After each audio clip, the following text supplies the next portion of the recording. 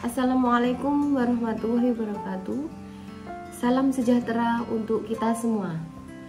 Saya Listin Fitriana, SPMSI, dosen Prodi Teknik Lingkungan, Fakultas Teknik Universitas Nahdlatul Ulama Sidoarjo. Saya join di Universitas Nahdlatul Ulama Sidoarjo sejak tahun 2016. Bidang ilmu yang saya tekuni adalah kualitas dan monitoring lingkungan. Pada kesempatan ini, saya akan menyampaikan PDD UKT-PT pengajaran saya mata kuliah analisis mengenai dampak lingkungan yang biasa kita sebut AMDAL. Mata kuliah ini mempunyai bobot 3 SKS dan merupakan mata kuliah wajib bagi mahasiswa Teknik Lingkungan semester 7. Deskripsi mata kuliah. Pada mata kuliah ini membahas tentang jenis dokumen lingkungan, susunan dokumen AMDAL, regulasi perundang-undangan yang mengatur, penapisan dalam AMDAL, metode analisis dampak, identifikasi dan interpretasi dampak, serta rencana pengelolaan dan pemantauan lingkungan.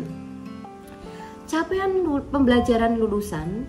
Yang pertama, mampu mengkaji implikasi pengembangan atau implementasi ilmu pengetahuan dan teknologi yang sesuai dengan keahliannya berdasarkan kaidah, tata cara, dan etika ilmiah dalam rangka menghasilkan solusi dan gagasan di bidang lingkungan. Yang kedua, mampu mengambil keputusan secara tepat dalam konteks penyelesaian masalah di bidang keahliannya berdasarkan hasil analisis informasi dan juga data.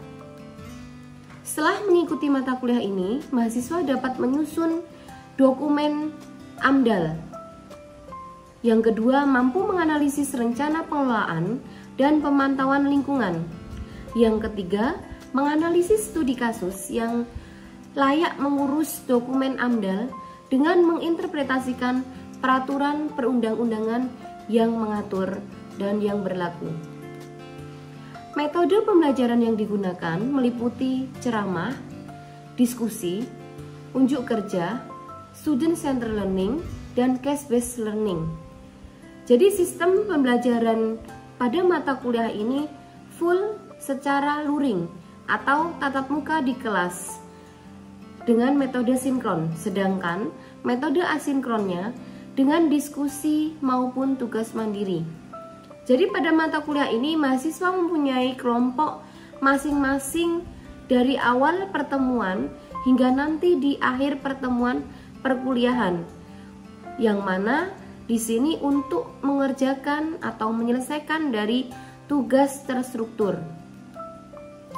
Mata kuliah ini meliputi 16 pertemuan, diantaranya pertemuan ke-8 yaitu UTS dan pertemuan ke-16 yaitu UAS. Bahan kajian dalam mata kuliah ini yang pertama dokumen lingkungan hidup, yang kedua penapisan dalam AMDAL, yang ketiga metode analisis dampak, yang keempat identifikasi dan interpretasi dampak, yang kelima rencana pengelolaan dan pemantauan lingkungan. Bobot penilaian dari mata kuliah ini kehadiran 10%, tugas 30%, praktikum 20%, UTS 20%, UAS 20%. Adapun bagaimana cara menyampaikan materi pada perkuliahan AMDAL akan saya sampaikan di akhir video, yaitu di micro teaching pertemuan ke-13 tentang evaluasi dampak. Pada sesi micro teaching ini dibagi menjadi 3 bagian. Yang pertama pendahuluan, yang kedua penyajian, dan ketiga penutup. Untuk pendahuluan kita buka dengan pembukaan, dilanjutkan dengan berdoa, dilanjutkan dengan menjelaskan RPS pada pertemuan ke-13. Selanjutnya mereview materi pertemuan sebelumnya. Sedangkan pada penyajian, di sini saya menyajikan bahan kuliah dengan metode ceramah dan melakukan diskusi tiap kelompok dengan memaparkan progres tugas terstruktur dokumen AMDAL. Pada diskusi ini merupakan bentuk interaksi mahasiswa dengan dosen pada proses pengajaran. Sedangkan untuk penutup, yang mana dosen memberi kesempatan untuk mahasiswa bertanya jika ada yang kurang memahami materi, serta dosen memberikan informasi materi kuliah untuk pertemuan selanjutnya. Setelah itu, dosen menutup perkuliahan dengan membaca doa. Setelah selesai perkuliahan ke-13 ini, diharapkan mahasiswa mampu mengevaluasi dampak pada dokumen AMDAL. Mari kita lihat pengajaran mata kuliah AMDAL pertemuan ke-13 sebagai berikut. Assalamualaikum warahmatullahi wabarakatuh. Waalaikumsalam warahmatullahi wabarakatuh. Sebelum kita memulai perkuliahan, marilah kita berdoa terlebih dahulu. Berdoa mulai.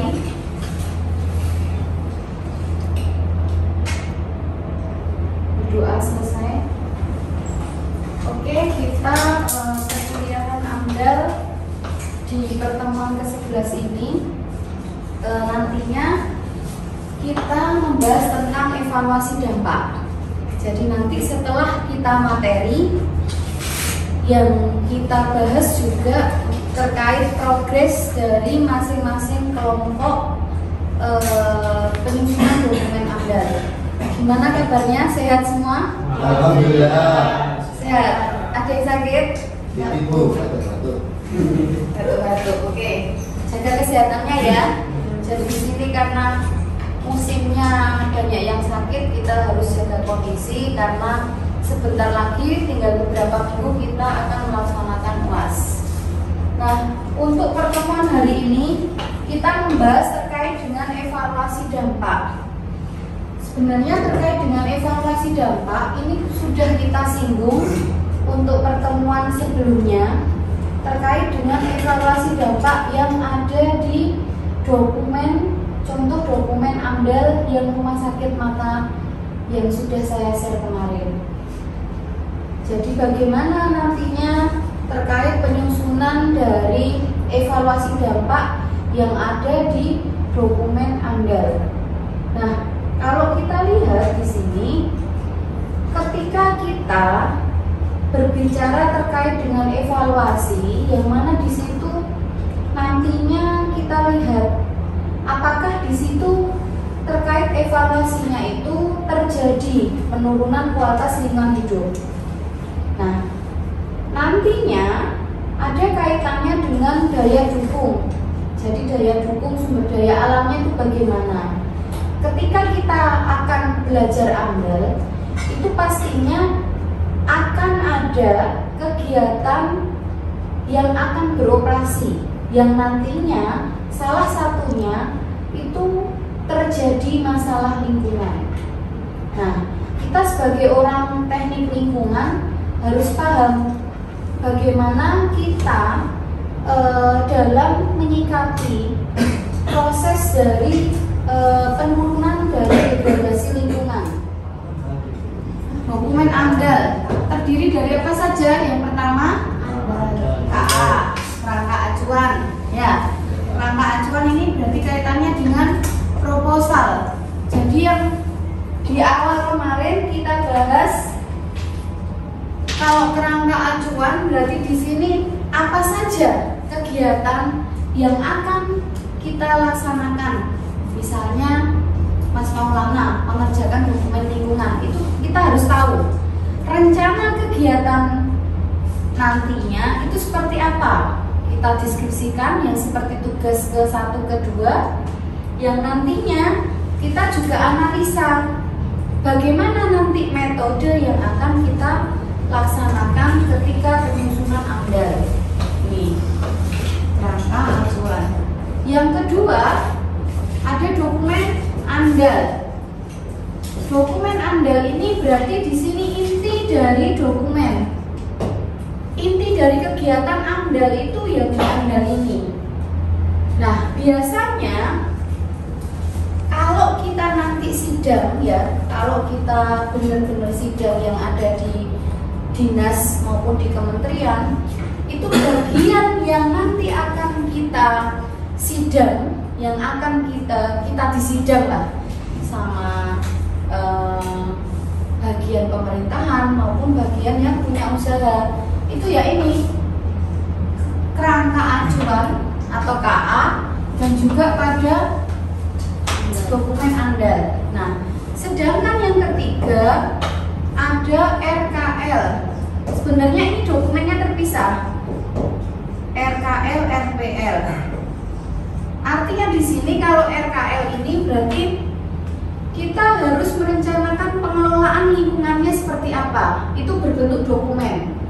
Yang keempat, setelah mengacu ke rencana pengelolaan ini, nantinya kita harus membuat dokumen juga yang namanya rencana pemantauan lingkungan. Seperti apa pemantauannya?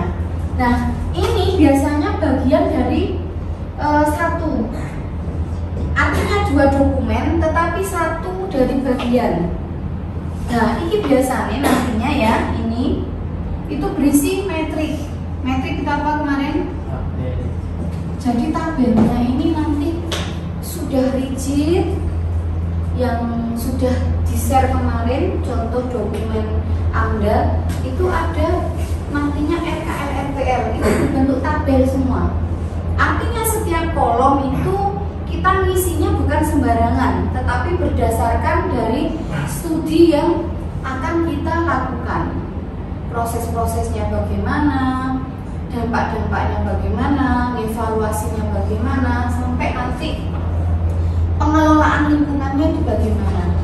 Jadi poin nanti yang bagian RKL, RPL ini, poinnya ini berdasarkan nanti acuan untuk komplainan lingkungan. Misalnya, siapa Mas namanya? Ya, Mas, sampean misalnya nanti sudah lulus, sudah keluar kan ya, sudah tidak jadi mahasiswa, masih mewakili LSM. Ternyata di sekitarnya rumah atau di desa itu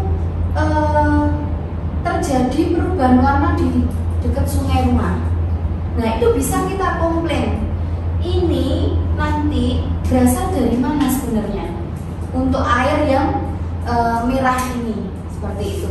Jadi di sini kita telusuri. Nah, orang dinas ketika kita dapat report, dapat laporan untuk kendala lingkungan, itu biasanya ini patokannya ini di metrik. Karena kedua ini perjanjian yang sudah dibahas di dokumen AMDAL. Jadi bagian ini dan ini itu satu sidang. Kalau ini satu sidang, jadi total itu ada 2 sidang. Nah, nanti ketika kita di akhir kuliah, di akhir semester ini cukup sidangnya 1 kali saja, membahas dari ini. Biasanya yang terpenting yang AMDAL-nya, itu ya. Kita juga ada analisa dari setiap dokumen itu untuk kegiatan proyek. Secara garis besar dari evaluasi dampak ini nantinya ada evaluasi secara holistik. Artinya kalau evaluasi secara holistik itu hal-hal yang dominan, yang perlu, yang penting kita evaluasi itu dampak yang mana. Sama halnya seperti kemarin kita bahas ada dampak-dampak penting. Nah, di sini mengevaluasi secara holistiknya itu seperti apa? Jadi di sini ciri-cirinya yang perlu kita bahas terkait dengan evaluasi secara holistik ini, dampaknya yang besar. Misal dampak yang besar itu kaitannya dengan apa?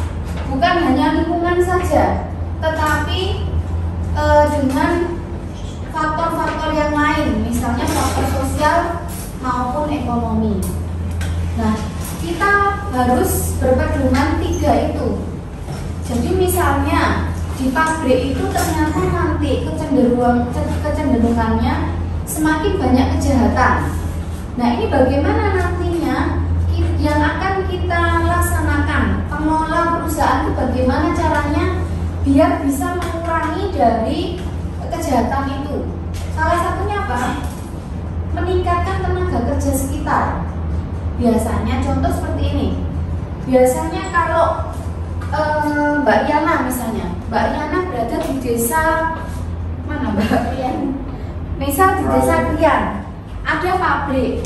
Nah, Mbak Yana itu secara tidak langsung mempunyai kesempatan untuk kerja di pabrik itu. Kenapa? Karena 50% karyawan yang akan dipilih itu biasanya kesepakatan di desa maupun di sidang itu 50% itu harus warga sekitar. Biar apa? Tidak terjadi kecemburuan sosial. Masa pabriknya itu di desanya, di desa Krian, ternyata di desanya Mbak Rian ini banyak pengangguran. Nah, kayak gitu. Itu biasanya kepala desa maupun Mbak desa punya jatah. Oh, bagian produksi nanti dapat desanya itu dapat jatah berapa orang yang nantinya bisa masuk di situ tanpa membayar. Jadi itu sudah semacam hasil dari sidang maupun dari FGD, pertemuan perjanjian kedua belah pihak itu. Atau mungkin di sini mungkin di daerahnya Mbak Riana tidak ada Mbak, tempat ibadah musola atau masjid, itu bisa request di perusahaannya, gitu ya.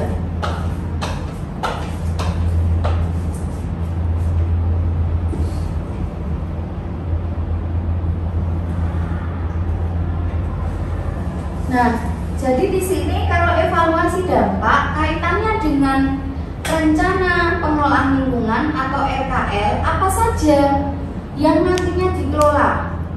Jadi dampak-dampak ini nanti kita pilih mana yang merupakan dampak positif, mana yang merupakan dampak negatif. Ada yang bisa memberikan dampak positif dan dampak negatif? Apa kira-kira? Ada yang bisa? Dampak positif. Kalau dampak positif itu berarti kita itu punya usaha, itu ada dua lahan. Misalnya lahan itu sewa, satunya lahan itu milik perusahaan sendiri. Nah, kalau dia lahannya sewa, misalnya sampai 20 tahun gitu ya, kayak di Lipo itu Mas itu sewa. Lipo dekatnya tol, bangunan yang dekat tol itu sewa, itu punyanya pemerintah. Nah, itu di dokumen amdalnya harus ada pasca operasi. Nggak tahu di sampean nanti ada nggak, terserah. Kalau saya nggak harus sampai pasca operasi. Artinya kalau pasca operasi itu mempelajari dari dokumen dampak-dampaknya, kegiatannya itu sampai ini apa namanya, pengembalian bangunan seperti semula. Entah itu bisa saja gedung itu tidak dihancurkan tetapi dikembalikan. Nah, jadi kan kayak gini. Kalau di tahapan waktunya ya, di tahapan waktu itu kan yang pertama ada prakonstruksi ya, yang sudah kita bahas. Siapa Ayu itu kelompok apa itu kemarin? Umi. Prakonstruksi, yang kedua konstruksi, yang ketiga operasional, operasi ya, tahap operasi atau operasional. Yang keempat pasca operasi. Nah, yang ada di grup itu maksudnya ini. Nanti dokumen dari Mas Mbak yang sudah dikerjakan tiap kelompok tidak harus seperti ini. Tapi kalau dia sewa itu wajib. Kenapa? Di sini punya kewajiban mengembalikan sesuai dengan perjanjian antara kedua belah pihak. Berarti pihak mana? pihak yang punya lahan dengan pihak yang penyewa. Nah, ini salah satunya mengembalikan misalnya gudang, cuma menyisakan gedung utama. Berarti gimana prosesnya? Berarti kan di sini ada perekrutan tukang nggak? Ya kan? Untuk mengembalikan bangunannya itu. Terus nanti mengembalikan bahan, demobilisasi bahan, demobilisasi alat. Ini juga perlu dana dan waktu. Nah, nantinya yang lahannya milik sendiri, milik perusahaan, berarti bisa tidak tanpa ini. Paham ya di sini ya? Jadi yang dimaksud Mbak Ayu. Nah, Mbak Rahayu itu di bagian pasca operasi. Terserah mau membahas sampai pasca operasi juga bagus.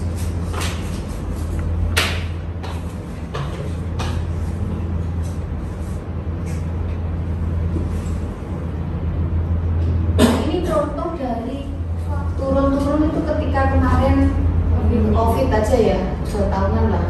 Tetapi kita sudah mulai mengacunya itu ekonominya sudah peningkatan ke ekonomi kesejahteraan masyarakat. Jadi di sini ini background apa kalau ada yang tahu? Tambang emas yang liar, ya ilegal. Jadi bekasnya dari perusahaan. Dan kan kalau perusahaan yang besar itu selain yang punyanya negara itu kan kebanyakan kalau di luar Jawa ya, di luar Jawa apalagi yang di Maluku kayak gitu-gitu loh. Di Maluku itu sering kebanyakan yang punya itu orang luar. Jadi perusahaan asing. Nah, orang-orang lokal itu apa ya? Bisa naik leres gitu. Jadi ngambil dari bawah, sisanya masih ada.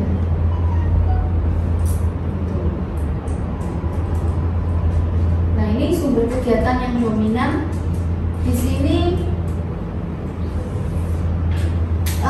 Sumber kegiatan yang dominan, penyebab terjadinya dampak, kapasitas dan dimensi kegiatan, spesifikasi dampak yang ditimbulkan, akumulasi dampak kegiatan.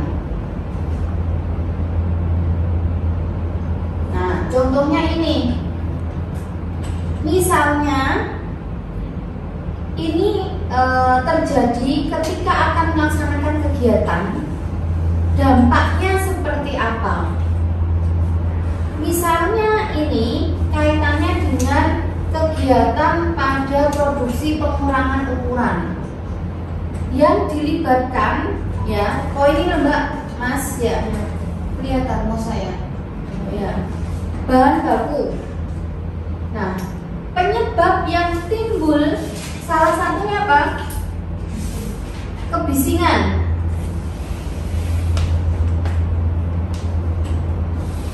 Gas ya, nggak kelihatannya? Kelihatan. Gas ini berarti bau, ya kan?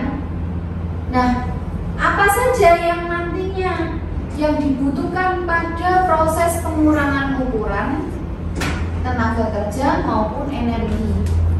Jadi di sini nanti dari kegiatan ini outputnya apa? Hasil jadi bisa berupa apa? Tergantung dari masing-masing kegiatan. Nah, kenapa kemarin saya sarankan harus punya siapa? Adiknya atau keluarga atau sepupunya itu harus, karena harus punya cita rasa yang kayak rahasianya gitu loh ya. Itu katanya. Kalau saya sih menurut saya kalau orang-orang rokok baunya sama aja ya. Nah, ini contohnya pemisahan dari padat dengan padat misalnya dari kegiatan. Berarti kalau kegiatan ini misalnya mix, mencampur atau memisahkan antara bahan A dan B, efeknya apa? Dampak ditimbulkan terjadi debu. Berarti kan pencemaran udara. bising. Nah, dari dampak debu dan bising ini nanti kita sebagai penyusun AMDAL itu harus memberikan solusi kalau terjadi debu. Kalau debu berarti kan salah satunya kita harus memakai masker. Maskernya seperti apa? Itu kan menyesuaikan dari aktivitas kegiatan K3 ya, K3 di perusahaan. Terus kalau bising, orang kalau mendengar mesin yang bising meskipun tidak tinggi bisingnya, tetapi kalau terus menerus akhirnya apa? Iya, ya nggak denger kan? Artinya di situ adanya kelemahan pada pendengaran kita. Nah, itu kenapa pentingnya di perusahaan itu harus punya program K3.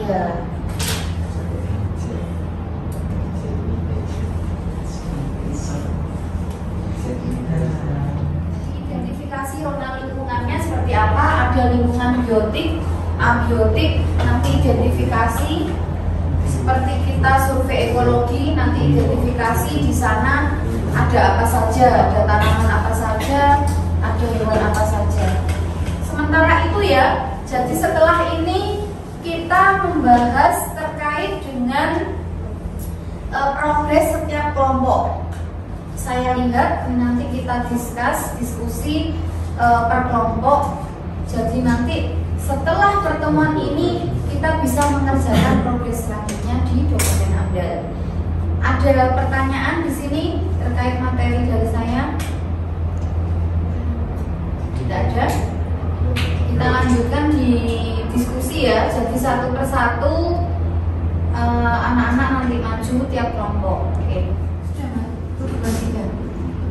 Jadi untuk hasil diskusi per kelompok tadi, setiap kelompok ada revisinya ya. Minta tolong dikerjakan. Kita ada waktu 2 minggu untuk progres dari dokumen masing-masing. Untuk kuliah hari ini saya akhiri. Setelah ada beberapa pertanyaan tadi ya, saya akhiri. Untuk nanti pertemuan selanjutnya kita bahas progresnya lagi ya, dengan materi yang akan kita bahas dan menyesuaikan dari setiap kelompoknya. Itu dulu sebelum mulai perkuliahan. Mengakhiri perkuliahan, marilah kita berdoa terlebih dahulu. Berdoa mulai.